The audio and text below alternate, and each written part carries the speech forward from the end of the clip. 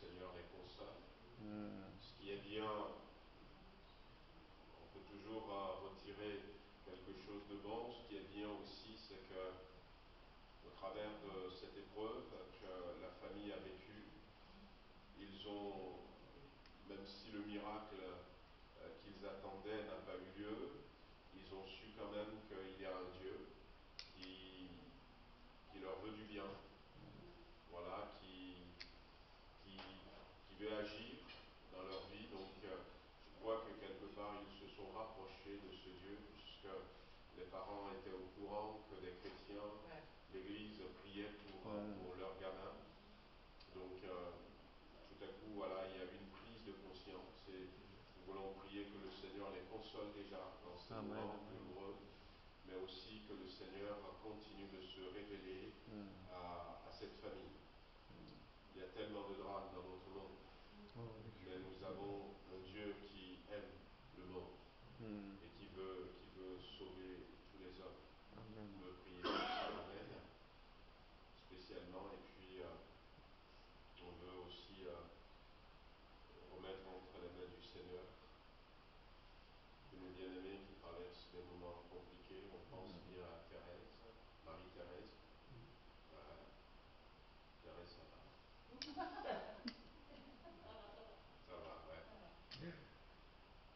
Plus Marie-Thérèse. Et puis, voilà, Monsieur Borel, Papy Borel, ça va aussi.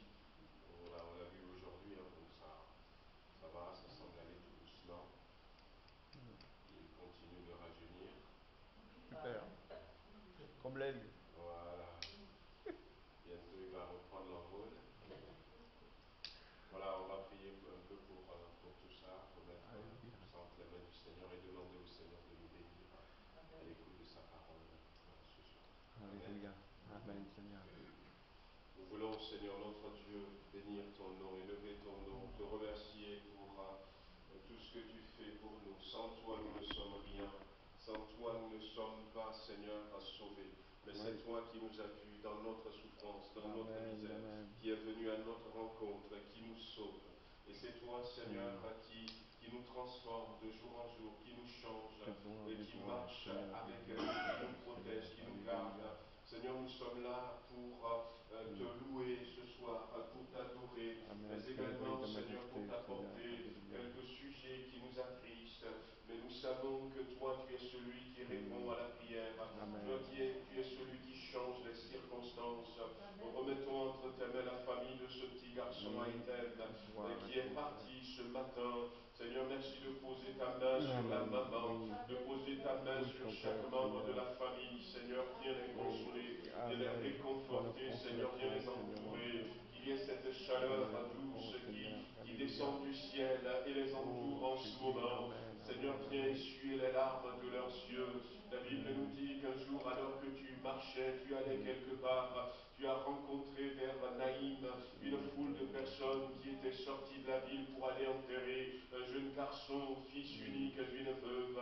Et la veuve était là, inconsolable. Elle a perdu son mari il n'y a pas longtemps. Et voici que son fils unique aussi était parti. Alors tu es allé vers cette dame. Tu lui as dit, sèche tes larmes, arrête de pleurer. Seigneur, c'est ce que tu fais toujours dans des moments comme ça. Tu veux consoler, tu veux réconforter. Et nous remettons cette famille entre tes mains. Nous prions aussi pour Marie-Thérèse. Nous prions pour que tu la secours véritablement, Seigneur, que tu l'aides.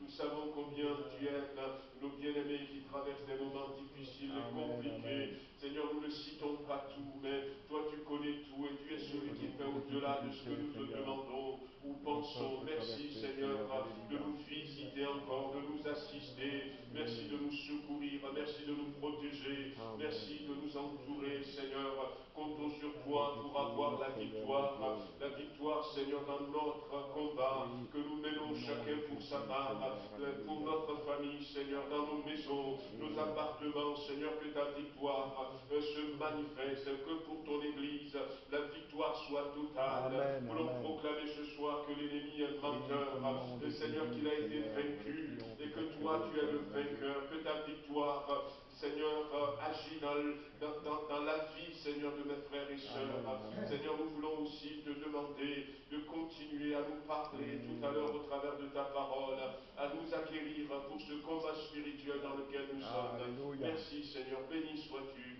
dans le beau et précieux nom de Jésus. Amen, amen.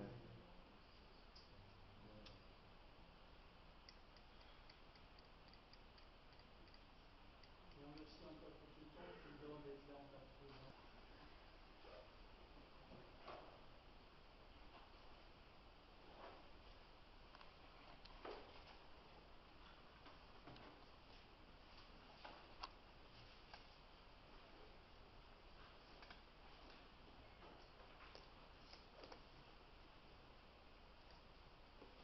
On va lire le verset 51.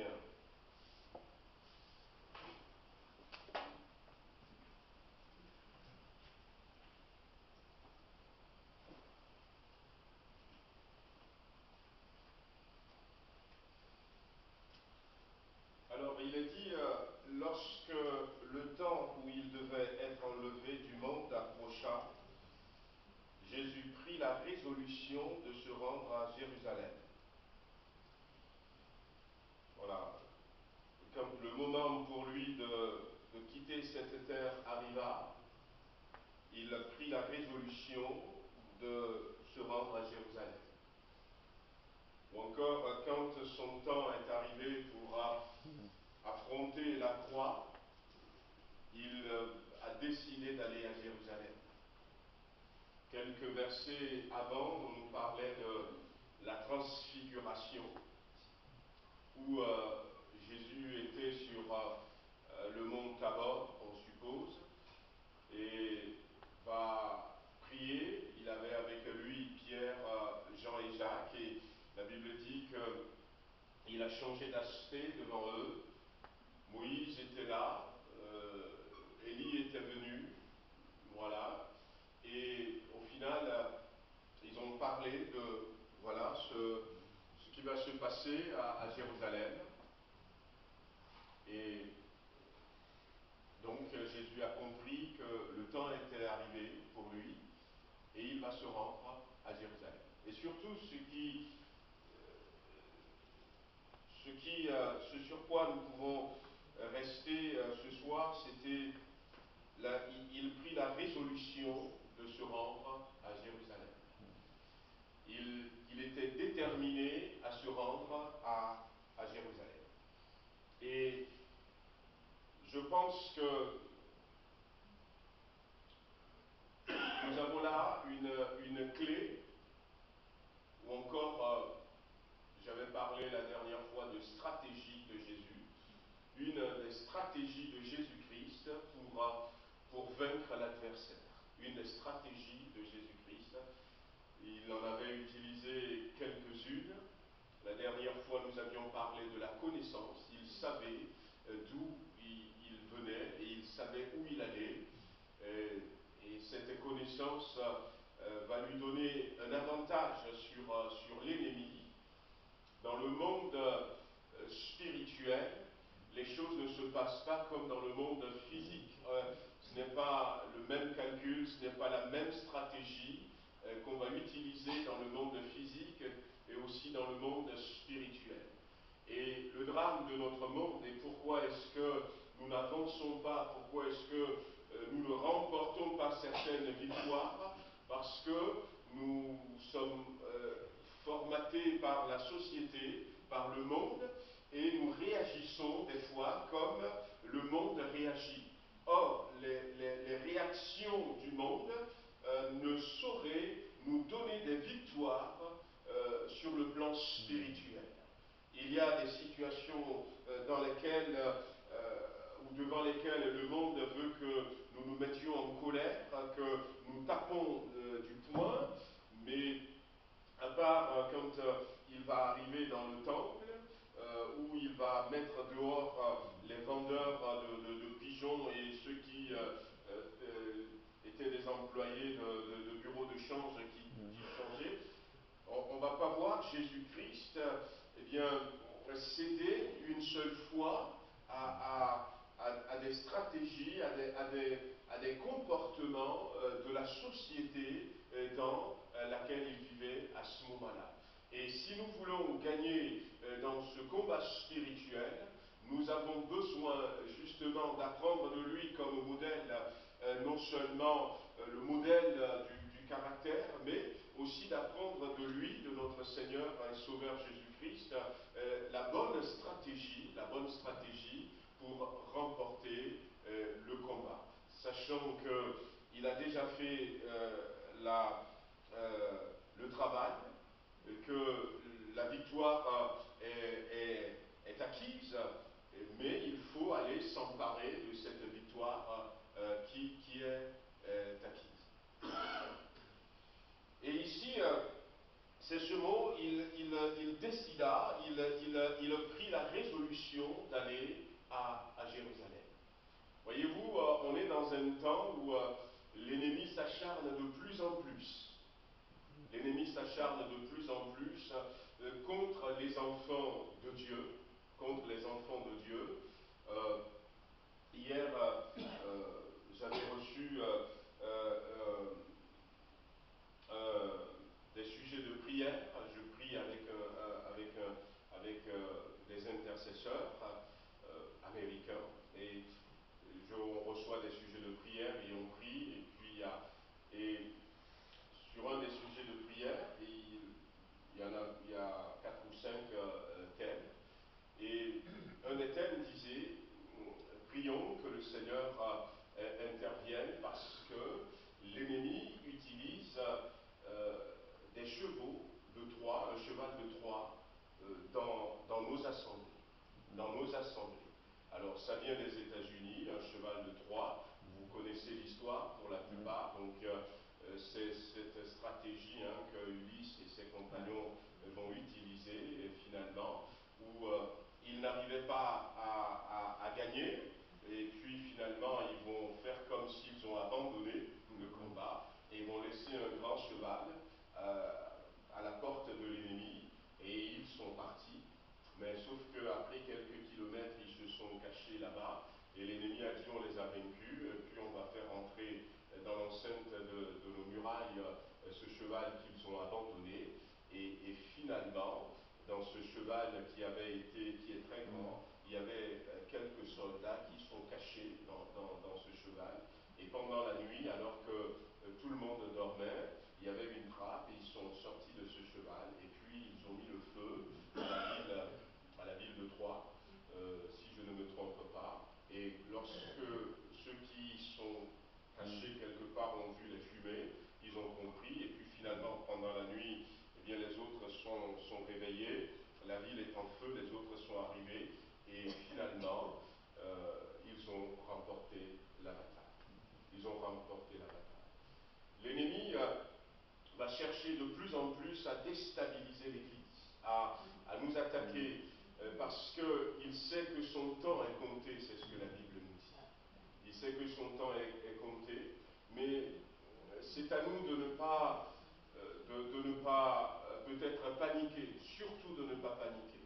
Et là, on voit quand même que Jésus ne va pas céder à la panique, puisque la Bible dit qu'il prit la résolution.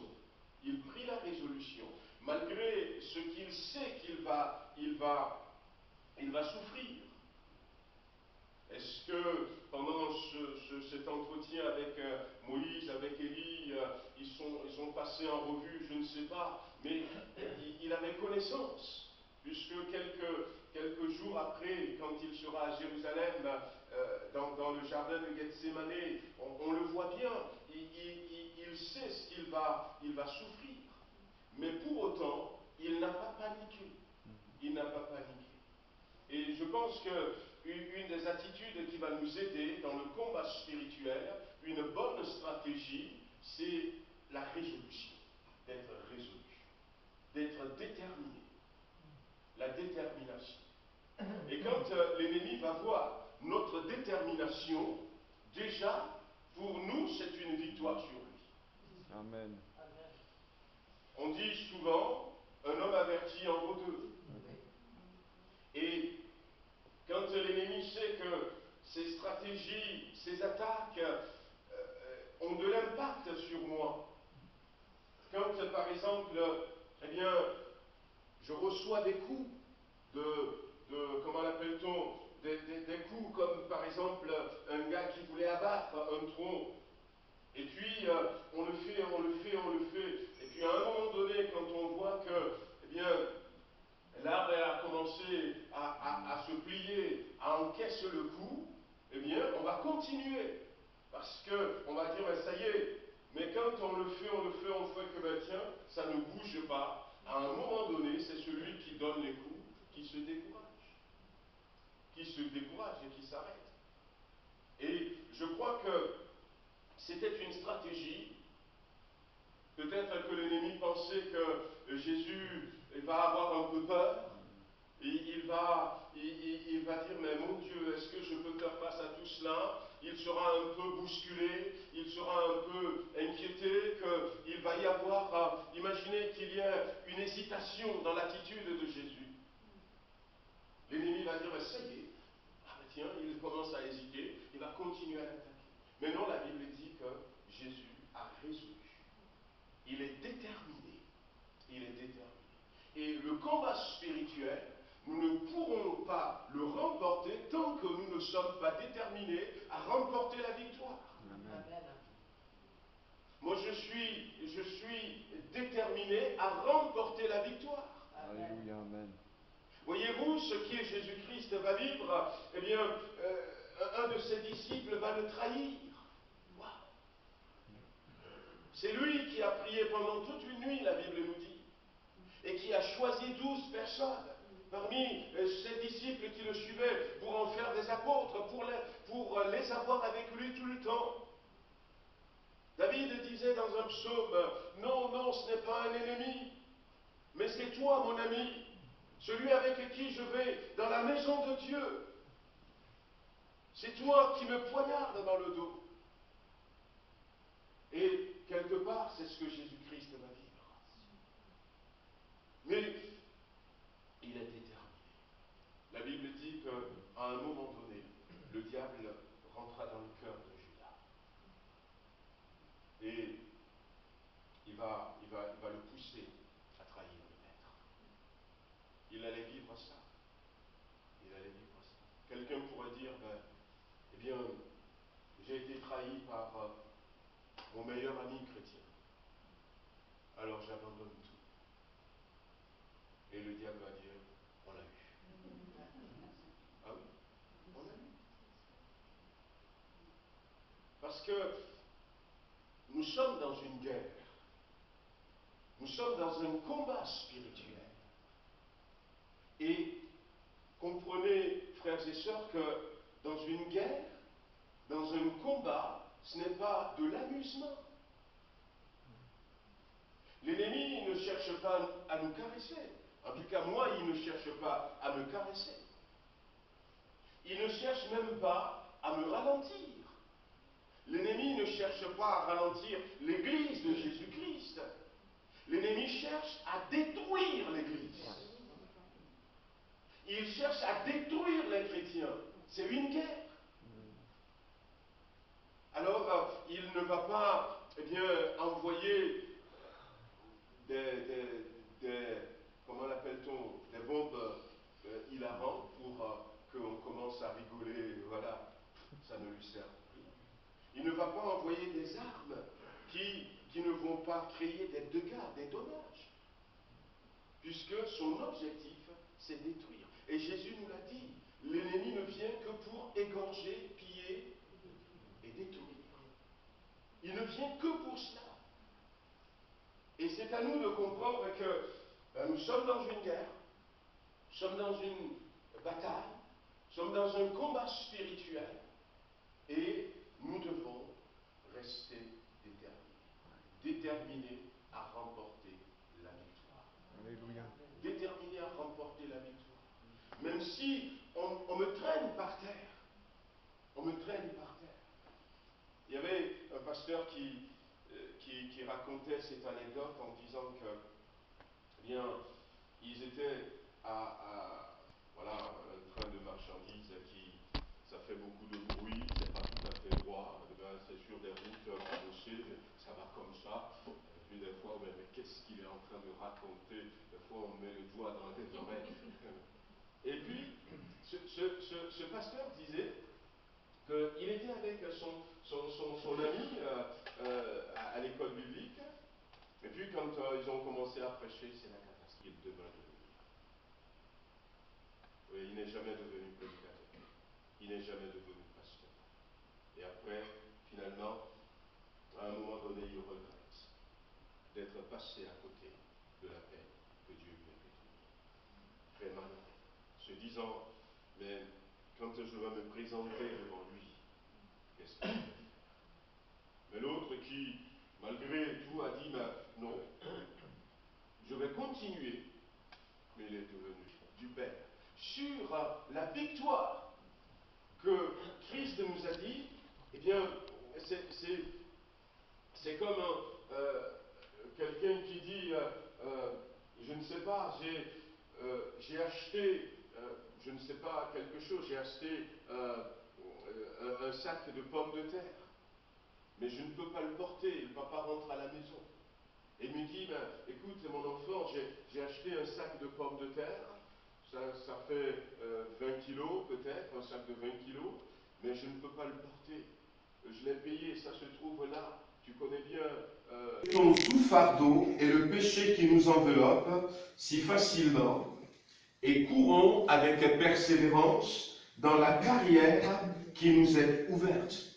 Autrement dit, eh bien, moi je note ici le mot facilement. Facilement. Autrement dit, vous abandonnez si facilement. Vous abandonnez vite. Vous abandonnez rapidement. On pourrait traduire comme ça. Et l'apôtre ou l'auteur de l'épître nous exhorte quelque part à ne pas être une proie facile pour l'ennemi. Mais au contraire, eh bien, à être une proie difficile, une proie qu'il ne peut pas prendre. Et ça, nous ne pourrons l'être que si nous sommes déterminés, si nous sommes résolus. La Bible dit que Daniel et ses compagnons sont résolus, ils ont résolu de ne pas se suer. Ils ont pris une résolution, ils ont décidé de ne pas se suer. Ils ont dit non, on va tenir bon. C'est ça la résolution. Et la Bible dit au contraire, eh bien, il y a un objectif qui vous est fixé. Et allez avec persévérance. Là où on parle de persévérance, et persévérance, on peut comprendre persistance. On comprend, il faut faire des efforts. Ça veut dire qu'il y a des difficultés. Ça veut dire qu'il y a des difficultés. Ça veut dire que ça ne va pas être facile. Soyez plutôt de ceux qui vont être endurants, de ceux qui vont être persévérants, de ceux qui vont être persistants, de ceux qui vont garder courage, de ceux qui ne vont pas baisser les bras. Et continuer. Et le verset 2 dit, ayant le regard fixé sur Jésus-Christ. Autrement dit, regardons comment il a fait. Le regard fixé sur Jésus, celui qui est l'auteur et le consommateur, celui qui suscite la foi et l'amène à la perfection. Et c'est la suite de ce verset 2 qui m'intéresse. En échange de la joie qui lui a été réservée. En échange de la joie qui a été réservée à Jésus, il a souffert la croix. Il a été méprisé, il a méprisé l'ignominie. Et il s'est assis à la droite du trône. C'est-à-dire que, ayez le regard, regardez l'exemple de Jésus-Christ, parce qu'il y a quelque chose qui lui avait été dit, un objectif qui lui a été fixé, une joie, une récompense qu'il attend. À cause de cela, il regardait au prix, il regardait à la finalité, et il a pu affronter la croix. Il a été résolu. Il a été résolu. Nous avons besoin de rester résolus, déterminés, frères et sœurs. Et ce qui peut-être ne nous aide pas souvent, c'est peut-être que nous manquons exactement ce que Dieu attend de nous. Nous n'avons pas une vision claire. Une vision claire. La Bible dit que le royaume des cieux est semblable à un homme qui, traversant un champ, a vu un trésor dans ce champ. Et qu'est-ce que cet homme a fait? Il est retourné chez lui, il a vendu tout ce qu'il avait. Sa belle voiture, à l'époque ils n'en avaient pas. Il a vendu sa villa, il a vendu peut-être ses vêtements, il a vendu tout ce qu'il avait pour avoir assez d'argent pour acheter le champ et prendre le trésor qui est dans ce champ. Des fois, nous n'avons pas une vision claire de ce que c'est que le ciel. Nous n'avons pas une vision claire de ce qui nous attend. Et alors, on est mou par moments. On n'a pas envie, on n'est pas déterminé. On n'est pas déterminé.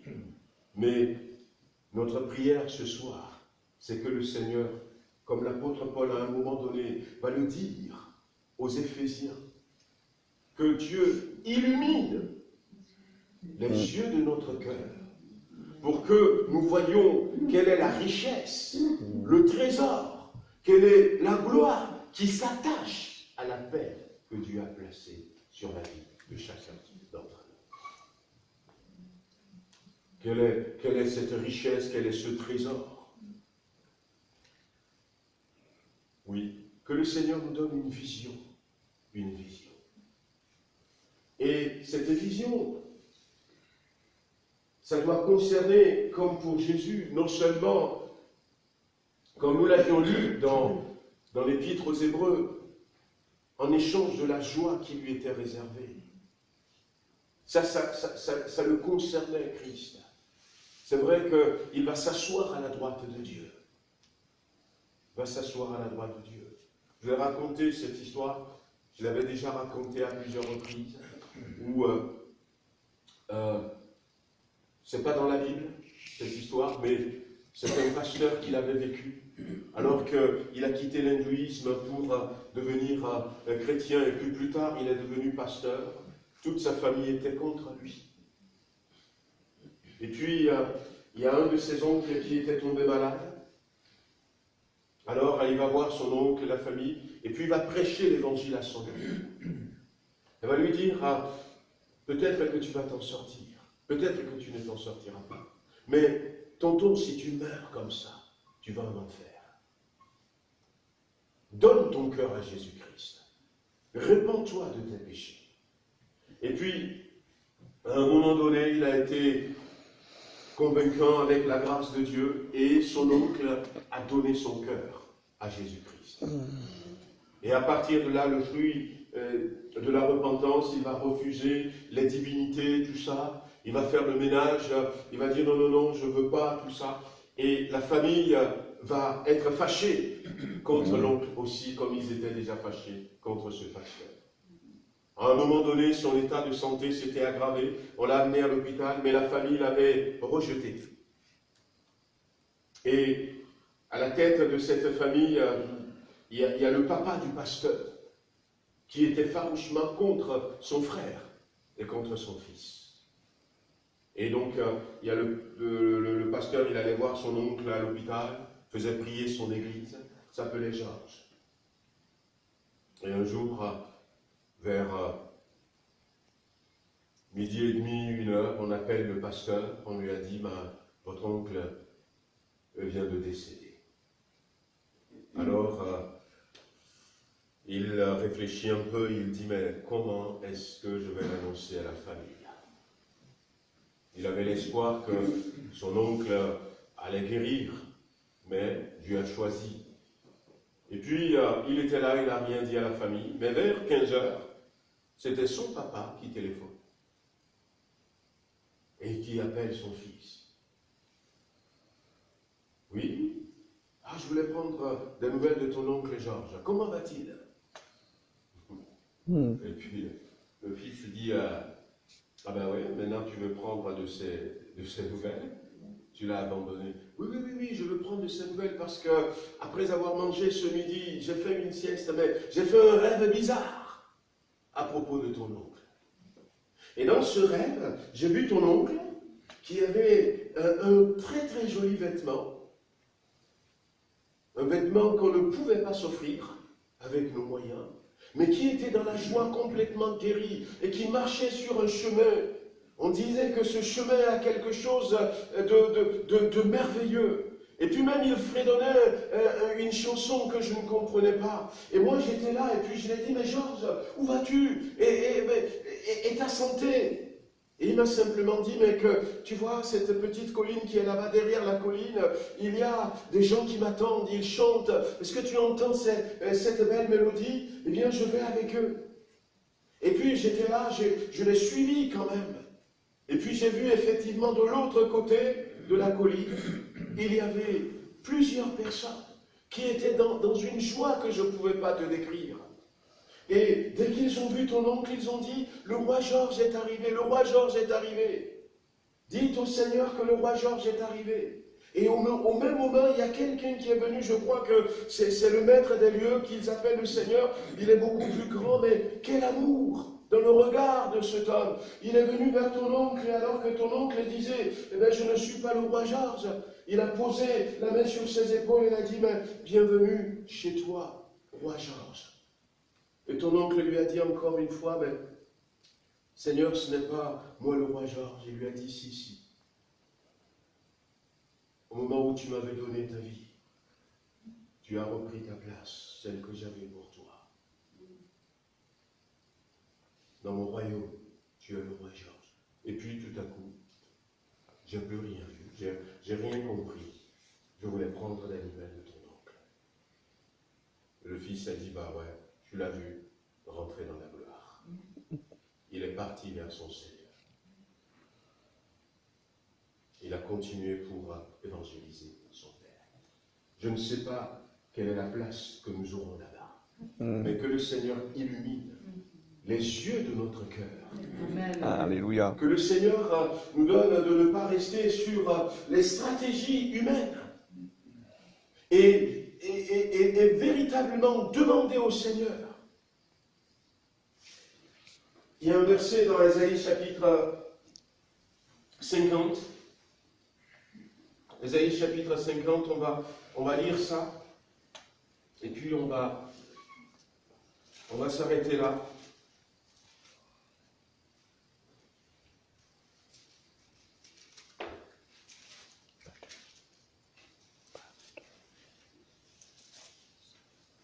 On peut lire Ésaïe chapitre 50.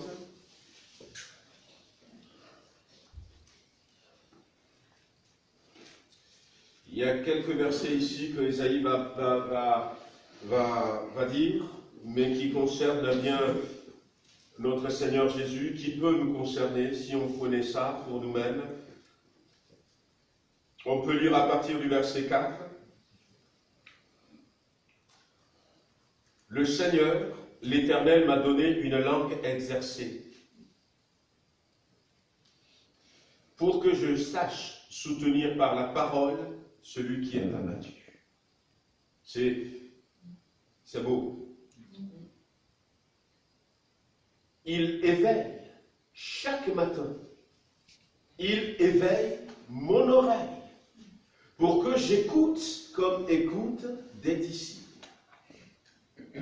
Le Seigneur m'a ouvert l'oreille et je n'ai point résisté. Voyez-vous, la suite dit, j'ai livré mon dos, le verset 6, à ceux qui me frappaient, et mes joues à ceux qui m'arrachaient la barbe. Je n'ai pas dérobé mon visage aux ignominies et aux crachats. Pourquoi? Parce que... Vous pouvez lire ma version si vous voulez. Verset 50, verset 4. Oui. Le Seigneur, l'Éternel, m'a donné la langage des disciples, pour que je sache soutenir par la parole celui qui est abattu. Il réveille, lui, matin après matin, il réveille mon oreille, pour que j'écoute comme le font les disciples. Le Seigneur l'Éternel m'a ouvert l'oreille et moi, je ne me suis pas rebellé. Je n'ai pas reculé. Et le verset 6, tu peux lire aussi. J'ai présenté mon dos à ceux qui me frappaient et mes joues à ceux qui m'arrachaient la barbe. Je n'ai pas caché mon visage aux insultes et aux crachats. Donc on voit bien que la suite, on peut bien l'attribuer à notre Seigneur Jésus. Oui. Tout à fait. La Bible dit qu'on lui a même arraché la barbe. Mais notre prière, c'est que Dieu, comme j'ai dit tout à l'heure, illumine les yeux de notre cœur. Amen. Mais notre prière, c'est que le Seigneur nous donne une langue exercée. Pourquoi? Parce que au travers de cette langue exercée, parce que le prophète dit, il m'a donné une langue exercée pour que je sache soutenir par la parole celui qui est abattu, une langue exercée, une langue de disciple. Ça veut dire que cette langue exercée, ce n'est pas simplement pour les autres, parce que c'est moi qui va les soutenir. Et j'ai besoin de ça déjà moi-même pour être fort. Alors soutenir, bien, vous savez le mot soutenir quelqu'un, ben, voilà. Le porter presque. Voilà, la personne est comme ça. Et puis, je peux être soutenu par ça, si je veux. C'est comme ça, je suis soutenu par le pupitre. Voilà, je peux être soutenu comme ça. Même si je fais comme ça, voyez-vous. Voilà, c'est le pilier qui me soutient. Mais si lui n'est pas fort, voilà, il n'est pas fort. Donc, dans ce verset, il y a le fait que nous soyons forts. Nous avons besoin peut-être de demander pour certains d'entre nous, Seigneur, donne-moi, comme c'est écrit ici, une langue de disciple. Nous avons besoin peut-être que le Seigneur éveille notre oreille pour que nous puissions entendre ce qu'il veut de nous. C'est parce que Jésus-Christ a entendu ces choses et qu'il connaît l'objectif. Et ça va l'aider à être résolu, à être déterminé. Ça va l'aider à ne pas baisser les bras. Ça va l'aider dans cette stratégie. Et nous avons besoin d'avoir une vision claire, une langue exercée, une oreille éveillée, et une oreille non rebelle, un cœur qui s'illumine, les yeux spirituels qui s'ouvrent. Tout cela nous aide à avoir une vision claire de ce que Dieu attend de nous. Amen. Et ce que Dieu attend de nous, ce que Dieu a pour nous, ce n'est pas simplement concernant nous-mêmes la gloire, comme j'ai dit tout à l'heure, concernant ce témoignage vrai que j'avais donné. Ce n'est pas dans la Bible, mais on peut penser que de toute manière, nous serons surpris à arriver là-bas. La Bible dit que c'est des choses que nous n'avons jamais imaginées, que Dieu a préparées pour nous. Nous n'avons jamais imaginé. Et nous allons louper, nous allons rater quelque chose, frères et sœurs. Et si nous n'arrivons pas à tenir bon, parce que l'ennemi nous donne des coups, l'ennemi cherche à nous déstabiliser, l'ennemi veut nous sortir du chemin, alors demandons à Dieu, Seigneur, donne-moi une oreille attentive, parce que Dieu parle encore, pour savoir ce que tu me dis, et rester attaché à cela, pour que ça me donne la force, le courage de rester déterminé, de rester persistant, persévérant, résolu. De dire non à la nourriture du roi de Babylone et de rester debout, de dire non à toute intimidation de l'ennemi et que finalement l'ennemi se décourage. Mais ce que Dieu a pour nous aussi, c'est que Jésus-Christ, en faisant ça, non seulement lui, mais nous aussi. L'apôtre Paul dira à Timothée, tu te sauveras toi-même et tu sauveras ceux qui t'écoutent. Non seulement lui, mais tous ceux qui aujourd'hui, vous et moi, vous ouvrent. Donc, il y a certaines personnes qui sont autour de nous, je veux vous dire la vérité, on va peut-être beau prier pour eux, ils ne vont pas se convertir. On va essayer de leur donner des trucs qui ne vont pas se convertir. Mais à un moment donné, on va avoir peut-être une attitude qui va les bousculer. Qui va les bousculer. Et tout à coup, il y a quelque chose qui va se passer. On va dire, mais comment vous faites? Comment je fais quoi? Et comment est-ce que vous arrivez à tenir bon? Comment est-ce que vous arrivez à rester debout? On disait, cet homme, on a tout dit. Non. Mais ce qui l'a bouleversé, c'était quand il entendait l'Église prier pour des gens qui sont dans le besoin. C'est ça que le Seigneur a utilisé. Quand il a vu, et il nous disait, mais avec quelle détermination vous priez pour des gens que vous ne connaissez pas. Parce que ceux qui sont autour de nous, ils ont leur histoire. Ils ont leur histoire. Ils ont leur parcours. Il y a certaines personnes, pas tous, qui seront bouleversés si nous restons debout. Amen. Si nous ne flanchons pas. Alors, on va demander simplement au Seigneur, on va élever la voix. Seigneur, donne-moi de rester debout. Amen. Donne-moi d'avoir la même stratégie. Jésus est resté debout jusqu'à la fin. Mais à l'espace de 3 ans et demi de ministère, si je vous dis tous les coups qu'il a reçus, mais il est resté debout. Still standing. Toujours debout. Toujours debout. Ne baissons pas les bras. Demandons à Dieu de nous révéler encore ce que nous ne connaissons pas. De toucher notre oreille. D'ouvrir les yeux de notre cœur. De nous donner une langue de disciples. Amen. Élevons la voix, frères. Alléluia. Nous voulons, Seigneur notre Dieu, te remercier encore pour la grâce que nous avons ce soir d'entendre ta parole et de savoir que avec toi c'est possible d'aller jusqu'au bout parce que la victoire a déjà été remportée. Il y a tellement de choses qui se passent. Et nous sommes dans les moments où l'ennemi se déchaîne de plus en plus. À un moment même, dans le livre de l'Apocalypse, il est écrit « Malheur à la terre et à ceux qui habitent la terre » parce que le diable est descendu vers vous animé d'une grande colère. Nous savons que nous sommes dans un combat spirituel. Il y a tellement de choses qui peuvent nous décourager, mais nous ne voulons pas nous laisser nous décourager. Nous ne voulons pas baisser les bras. Nous ne voulons pas abandonner. Seigneur, au contraire, nous voulons montrer à l'ennemi que malgré tout ce qu'il est en train de faire, que toute arme forgée contre nous sera sans effet. Toute arme forgée contre nous est déjà sans effet et va rester sans effet. Et que toute langue qui se lèvera contre nous ne réussira pas, Seigneur. Nous voulons montrer cette détermination. Viens nous aider, viens aider chacun d'entre nous. Que ton Église soit déterminée. Ça fait des années que nous voulons partir d'ici. Eh bien, les portes se ferment. Et pourtant, Seigneur, nous n'allons pas dire, eh bien, on abandonne, on laisse tomber. Mais nous voulons rester déterminés.